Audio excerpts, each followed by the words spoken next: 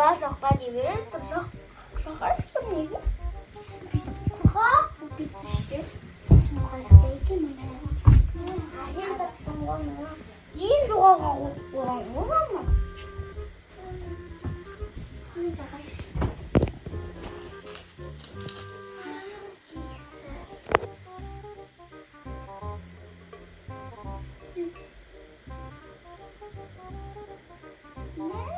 Өйтіп жұмсақ болып отырады. Айкон, түш айтып қойға мама. Айтып қойға ема мамаға, ема? Иә. Күшті бәрі, ертең жұмсақ болып кетті ғой. Мә ертең құрбылармен кафеге барам, киноға барам. Ертең күшті болып барам. Ертең барам ғой. Бүгін суббота ұйықтай салайыншы.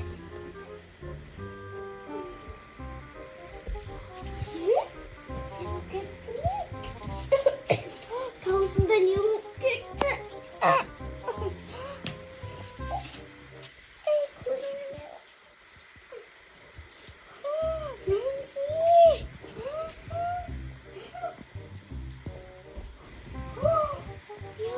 Кеттім. Точно мама мені көрсе. Кімсіз? Неге жақсы мама кімді? Айтқан екен, мама жақпа керек. Бүгін бір сағаттан кейін құрбылармен барамын ғой бір киноға. Арай көрсе мамаға айтып қояды ғой. Екеуміз телевизорға айтып. Сіз кімсіз? Мен Азымын ғой. Сенбеймісіз? Сіз Назым деген онда киінген. Мен Назыммын. Әкеші мама кірім ал келген еді ғой. Сол бізге жақпа демеді ғой. Мен жақпықтың болдым. Мен білмеймін. Әлсе болып кетті. Өтірік айтпаңыз сіз. Есіктен қалай кірдіңіз? Есік кілттен тұрды ғой. Шын айтам. Мына менің телефоным. Өтірік айтпаңыз. Тиіспеңіз. Ол Назымның телефоны. Жоқ, ол менің телефоным. Сен білесің, Назыммын. Даусыңыз Назымға не болған? Назымның даусы ондай емес. Копикун. Тиіспеңіз, Копикун. Жоқ, мен өзімнің сенен деші. Қазір полиция шақырамыз.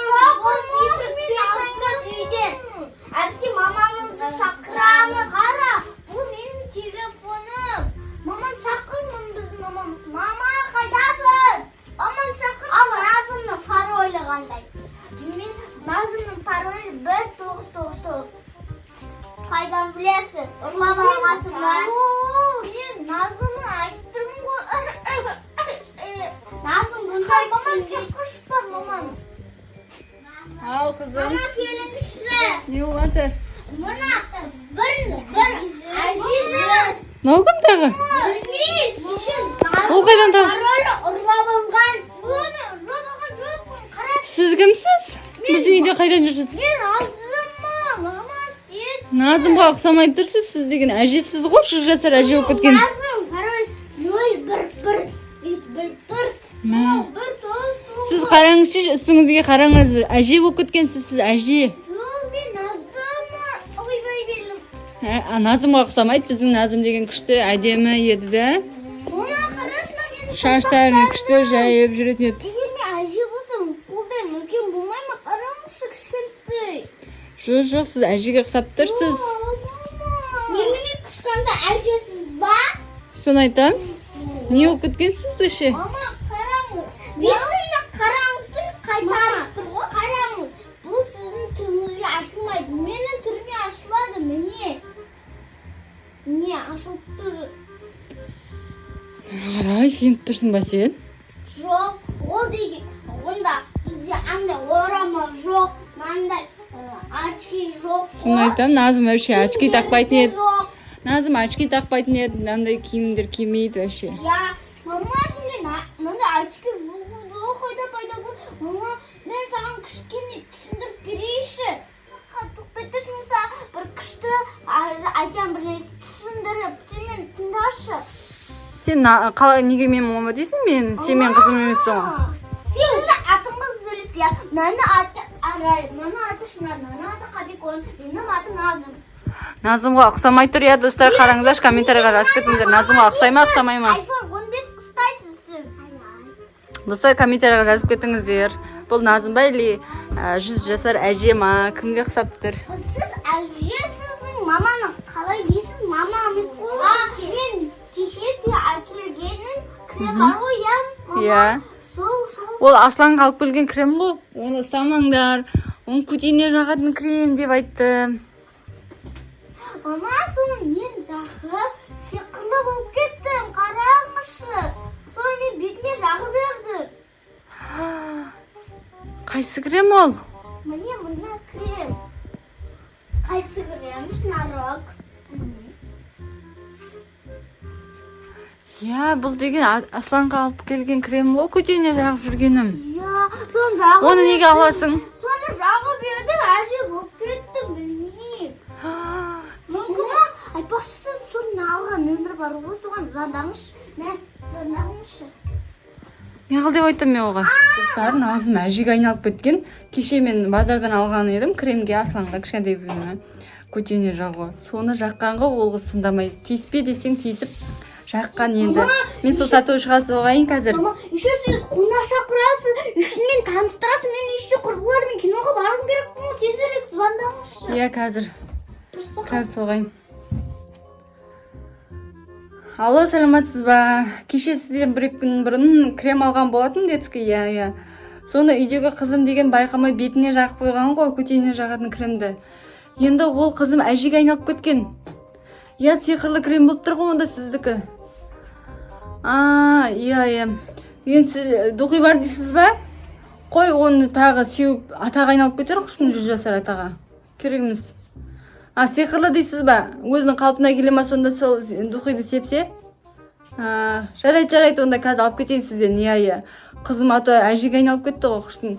Бір сағатта деген достарымен кездесуге киноға баратын еді. Жарайды, онда қазір барамыз, жақсы сау болыңыз. Рахмет. Мама? Қыздар, мен сөйлестім, бір дұғи бар дейді. Соны сепсе, өзінің қалпына келеді дейді. Иә, мен қазір алып келейін, иә? Иә. Сендер отыратыңдар, қазір отыратыңдар, алып келем қазір. Мен қазір алып келуге бара жатырмын. Барып алып келейін, иә. Аты қазір сағат 2-де уже ол барып кетуі керек. Мен алып келатырмын, осы дұғиды берді маған сатушы. Осыны сепсе, өзімнің қалпына келеді деді. Назым, мен саған алып келдім. Осы ма? Иә, осыны сепсе, өзінің қалпына келеді дейді, бұрынғы қалпына. Достар, қараңыздаршы, әжеге айналып кеткен емес Назым. Бетіне жақты ма? Бетіне жақты ғой жаңа кремді. Абайлап жағы, септің ба? Мама?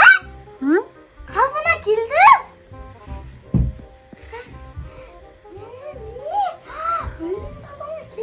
Оны қалай білдің келгенің? Білмеймін, дауысым өзгеріп кетті содан. Жақсы болды ғой өзің қалпына келгенің. Қарақ болдың бәрі кішкентай.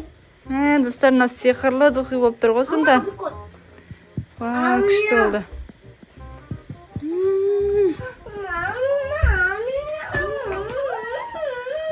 Жақсы болды ғой өзінің қалпына келгені. Назым. Бәсе қорқып кеттік қой, үйде әже қайдан пайда болған деп, біздің үйде әже жоқ еді ғой деп. Сіздер маған түсінбедіңіздер ғой. Соны айтам. Ал достар, осы біздің видеомыз ұнаса лайк басыңдар, тіркеуді ұмытпаңыздар. Толтырып лайк басыңыздаршы. Иә, комментарий толтырыңыздар. Қандай видео түсірейік, соны да жазыңыздаршы. Атаға кеткен түсіріп бәлі. Күшті челлендждер жазыңыздар. Қандай челлендждер түсірейік, соны комментарийға жазып кетіңіздер. Сау болыңыздар. Пока.